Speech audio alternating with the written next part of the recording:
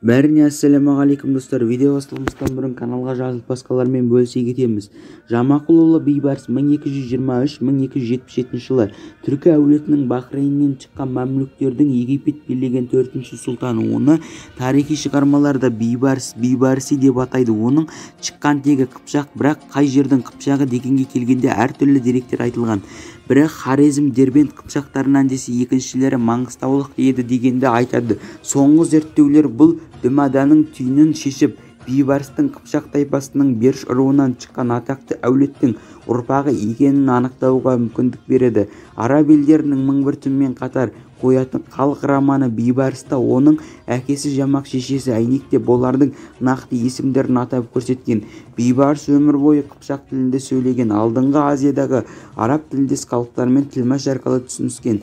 Бейбарыс Дамаскінің базарында 800 дирхамға құлдыққа сатылғаннан кейін жаңа қожайын Айдыки Бундуктаридің атымен Әл-Бундуктари деген есімге еге болады. Кейін бейбарыстың ерекше қабілеттілігін байқаған Аюби әулетінің сұлтаны Салах Нұжмуддиннің өзінің жеке гвардиясының бір бөліміне сардар етіп алады. Сөйтіп оны елінің жаңа әміршісінің атымен өзіне Әл-Салахи деген есімді және де қабылдайды. Оның осында жүргенде крест жорықтарына қатысушыларға қарсы күресте Египет әскеріне қолбасшылық етеді. Египеттің жаңа сұлтаны Музаддин Айбек Аюби әулетінің соңын бастаған кезінде бейбарыс бас сауғалап Сирияға қашып кетеді. Содан кейін мәмлүктер Аюбиді өлтіргеннен кейін ғана ол Каирге қайта оралады. Мұнда таққа жаңа отырған Музаффар Сайфуддин Құдыс сұлтанды оның әскерінің басшысы етіп Сирияға жеріне кішірелей кірген моңғолдарға қарсы күресті аттанады. Айын жалу түбіндегі шайқаста мәмлүк қолы моңғолдардың тас талқанын шығарып, онысы соғыста бейбарыс ер жүректілігімен айрықша көзге түседі. Бірақ Құтыз неге екені белгісіз басқаларға сый-сияпат жасап бейбарысты елеусіз қалдырады. Осыған өкпелеген бейбарыс өзге ниет адамдарды келісіп Каирға қайта жолда Құтызды өлтіреді. Жасақтары бейбарысты Египеттің сұлтаны деп жариялайды. Сөйтіп ол да Мәлік әз-Захари Рухиддини Бади Инни Бейбарси Әл-Бундуктари Әл-Салахи деген есіммен Египеттің тағына отырады. Билік басына келісімен бейбарыс бар күш-жігерін крест жорықтарына қарсы шабуылға жұмсайды. Негесіз шабуыл 1265 жылы басталып, крест тағушы франктердің қамалдарын бірінен кейін бірін алады. Бұдан кейін Кіші Азия Армения патшалығының 1267 жылға Кіші Азия селжұқтарына қарсы жорықтар жасап, барберлерді бағындырады.